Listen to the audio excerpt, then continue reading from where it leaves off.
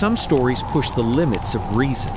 Today, I'll take you to one of Turkey's most mysterious apartment buildings, number 129. Some say rituals were performed there. Others swear they heard screams from inside. But one thing is certain. One night, terrifying events occurred in that building, and nothing was ever the same again.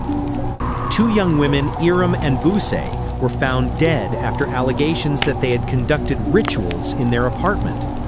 The building was quickly vacated, and the neighborhood fell into an eerie silence, almost as if it had been quarantined. Official records show nothing, but there are witnesses, people who saw, heard, or never fully recovered from that night. Let me first introduce Iram and Buse. They were students at Metu. Iram studied sociology, Buse studied philosophy. They were very close friends, always together, exploring and spending time with one another. Their closeness meant they rarely let others into their circle. Even other students at Metu didn't interact with them much. This led to rumors about their behavior. Fellow students in their departments claimed that Iram and Buse performed secret rituals, lit candles in empty classrooms, and had strange habits and routines. As a result, they didn't make many friends. Over time, Iram and Buse became increasingly isolated. They often went to the nearby pond together, took walks, and whispered constantly to each other. Initially, they lived in a dorm, but eventually they decided to rent an apartment together, number 129. In those years, this attracted even more attention.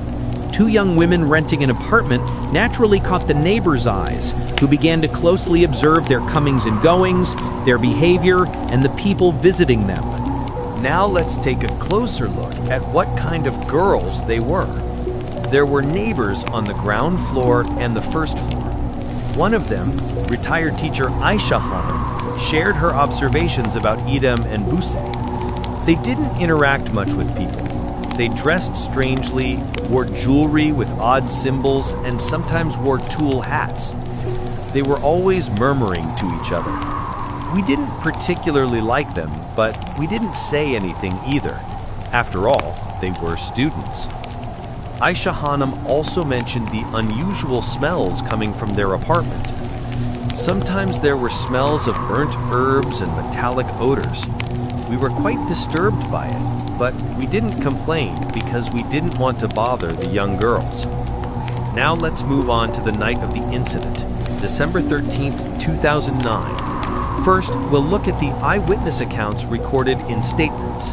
Nihat Bey, who lived on the fourth floor, recalled, "That night, the atmosphere in the building felt very heavy. It was as if there was an earthquake or a storm. Our windows shook from time to time.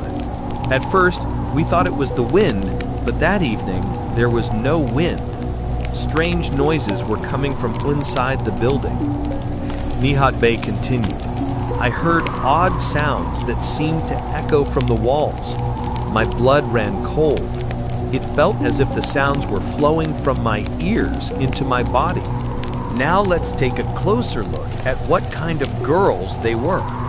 There were neighbors on the ground floor and the first floor. One of them, retired teacher Aisha Hanım, shared her observations about Idem and Buse. They didn't interact much with people. They dressed strangely, wore jewelry with odd symbols, and sometimes wore tulle hats. They were always murmuring to each other. We didn't particularly like them, but we didn't say anything either. After all, they were students. Aisha Hanım also mentioned the unusual smells coming from their apartment. Sometimes there were smells of burnt herbs and metallic odors. We were quite disturbed by it, but we didn't complain because we didn't want to bother the young girls. Now let's move on to the night of the incident, December 13th, 2009. First, we'll look at the eyewitness accounts recorded in statements. Nihat Bey, who lived on the fourth floor, recalled, "That night, the atmosphere in the building felt very heavy. It was as if there was an earthquake or a storm. Our windows shook from time to time. At first, we thought it was the wind, but that evening, there was no wind. Strange noises were coming from inside the building." Nihat Bey continued, I heard odd sounds that seemed to echo from the walls. My blood ran cold. It felt as if the sounds were flowing from my ears into my body. Now let's look at the statement of the building's caretaker, Mahmoud Bey. He said, normally the lights in that apartment would stay on until around 2 a.m., but that night they never went out. It looked as if a candle was burning inside. I'm not sure, but it definitely seemed like something was burning in there.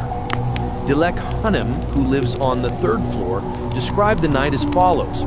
I heard tapping sounds coming from the ceiling. It was as if someone upstairs was drawing a circle on the floor with rhythmic footsteps.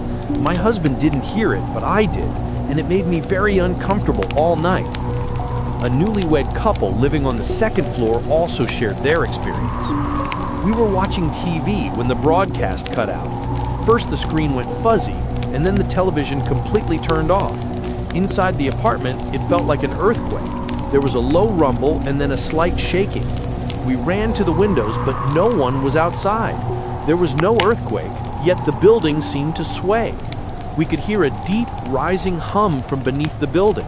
My spouse and I were terrified, our hair standing on end, but we couldn't understand what was happening. The residents remained anxious and restless throughout the night, unable to sleep. They stayed inside their apartments uneasy and on edge. By early morning, after hearing screams from outside the building, they finally called the police. At first light, the police arrived at apartment 129. They knocked on the door, but no one answered. Unable to make contact, the officers entered the apartment. What they saw inside left both the police and the neighbors, who later came to investigate, in complete shock. The living room furniture had been pushed aside, creating a clear space in the center. In the middle of this space, a circle had been made with black candles. Inside the circle lay Irem and Buse, side by side. On the wooden floor beneath them, chalk symbols were drawn. Irem and Buse's eyes were still open, the pupils completely whitened. Their faces were pale as if coated in lime, fingertips blackened, mouths open. It was as if they had seen something horrifying, lying on their backs with their eyes fixed on the ceiling. A doctor arrived and examined them. According to the forensic report, the cause was recorded as sudden cardiac arrest, marking the tragic end of Irem and Buse. Looking at the case, we can see some patterns. During their university years, their friends had kept their distance, claiming the girls performed rituals in empty classrooms. Residents in the building reported hearing strange sounds and murmurs as well. At the apartment, there was clear evidence suggesting a ritual had taken place. Black candles, a burned photo album, an inscription on the wall in old Ottoman script that read, "You cannot send back the one who comes." Burned tool on the floor, stains later identified as animal blood in police reports, and animal bones. These girls had apparently been working with these materials and were found dead in the midst of their ritual. It seems likely that they had either started a ceremony or become involved with a belief system like Satanism. The evidence found in their apartment raises this suspicion.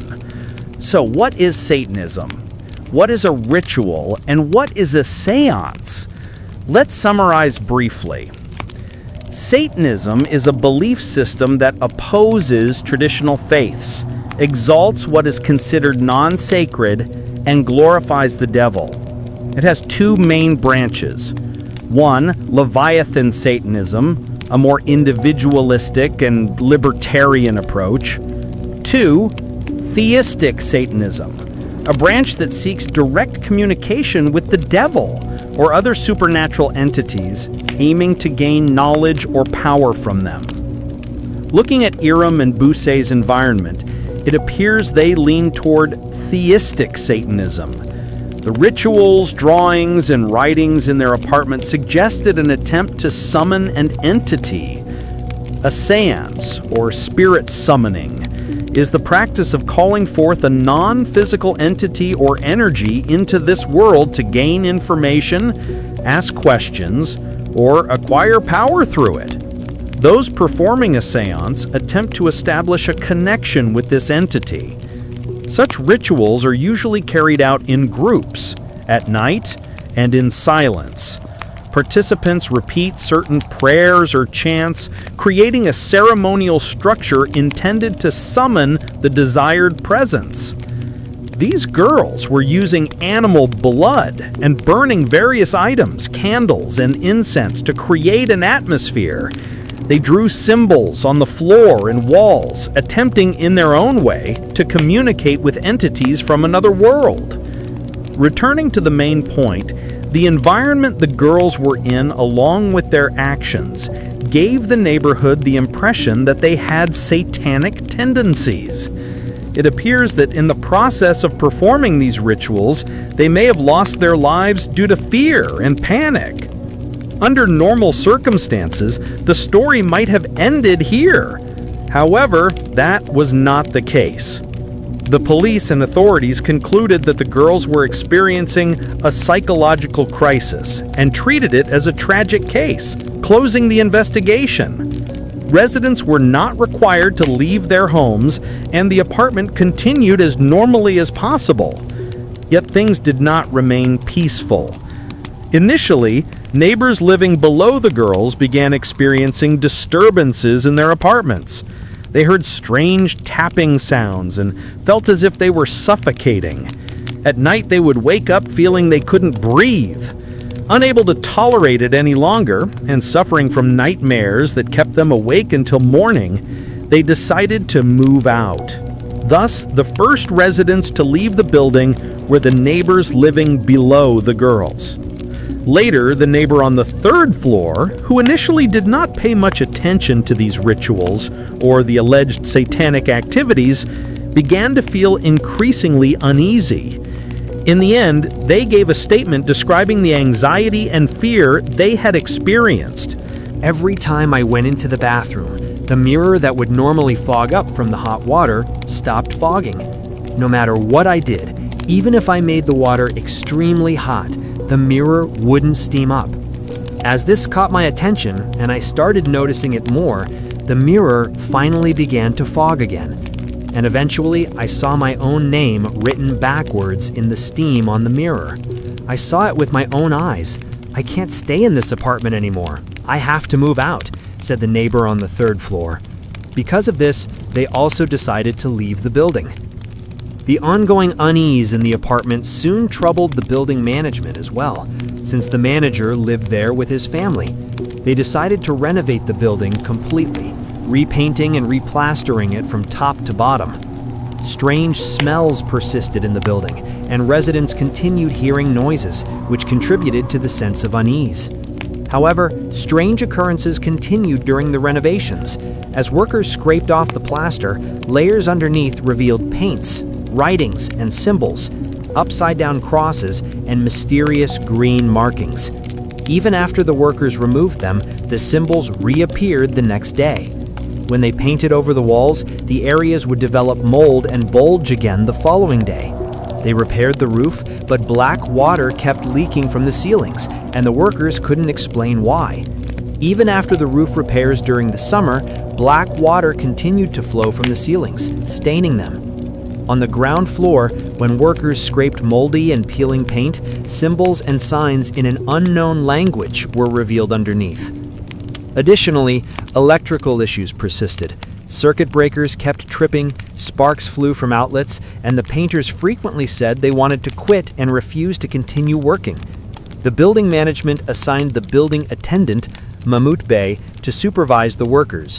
But Mahmoud Bey, having witnessed all these strange events, became increasingly disturbed and eventually said, "I can't deal with this anymore. I've had enough," and left the building. Only a few apartments remained occupied. Just a handful of residents were still living in the building, trying to endure it. Of course, there was also the financial side of things. You can't just pack up and move overnight. They tried to hold on a bit longer. But the strange smells in the building and the noises that started especially after 3 a.m. disturbed the last remaining tenants so much that they too eventually moved out. Once the building was completely abandoned, what would you normally expect? Someone buys it, renovates it, sells it, maybe turns it into a business. But none of that happened. The building stayed empty. No one touched it. No one moved in. Nothing changed. Day by day, the exterior paint peeled off, the facade decayed, windows shattered, yet not a single person dared to move into apartment 129 or restore it and turn it into something new. People in the neighborhood claimed that on some nights, a faint red glow could be seen shining from the window of the fifth-floor apartment, the one where Iram and Buse had lived. They were two young women full of dreams. They reached out for something, but what answered wasn't a voice. It was darkness. No one knows exactly what happened in that apartment that night, but whatever was invited in chose to stay. The world you think you understand may be far darker than you imagine, and sometimes evil doesn't wear a face. It hides in a belief, a ritual, or a single choice. Turns out there was another family living among us, one we couldn't see. We're here to make the unseen lives visible. I only wanted to scare her. I never thought she would die. Why did you get so angry? Poirez, my father's current wife, never wanted me. To cleanse the poison within, one must speak. And now with all of you, I've risen from my ashes. I'm finally in a place where I can look toward the future with hope. If you also have stories you've never been able to tell, the ones left in the dark, if you're saying, share my burden, I can't carry this alone, then this is the right place and the right time.